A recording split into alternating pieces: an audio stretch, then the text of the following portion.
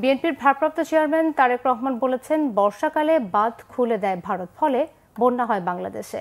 আবার প্রয়োজনের সময় পানি দেয় না দেশটি। তাই নদী ও খাল খননের উপর গুরুত্ব দিয়েছেন বিএনপির ভারপ্রাপ্ত চেয়ারম্যান। রাষ্ট্র কাঠামো মেরামতের ৩১ দফা ও জনসম্পৃক্ততা নিয়ে বেসরকারি বিশ্ববিদ্যালয়ের কর্মশালায় ভার্চুয়ালি যুক্ত হয়ে তারেক রহমান এসব কথা বলেন।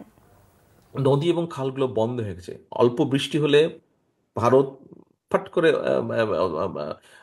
বর্ষাকালে তাদের নিজেদেরকে বাঁচানোর জন্য তারা তাদের ড্যামগুলো ওপেন করে দেয়, ওপেন করে দিয়ে আমাদেরকে ফ্লাডেড করে দেয় পুরা।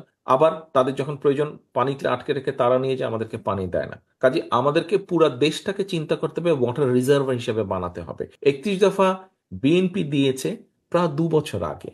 কেন বিএনপি দিয়েছে ২ বছর আগে? ২ বছর আগে আমরা জানতাম না যে আমরা জুলাইয়ের ৫ তারিখে স্বৈরাচারকে পালিয়ে যেতে বাধ্য করব। কিন্তু ২ বছর আগে আমাদের দলে বিএনপির দেশ এবং দেশের মানুষকে নিয়ে চিন্তা ভাবনা ছিল।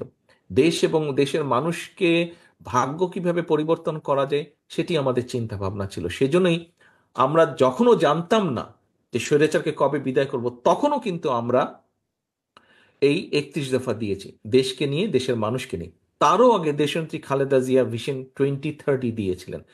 লক্ষ্য এবং উদ্দেশ্য হচ্ছে আপনারা, অর্থাৎ দেশের মানুষ।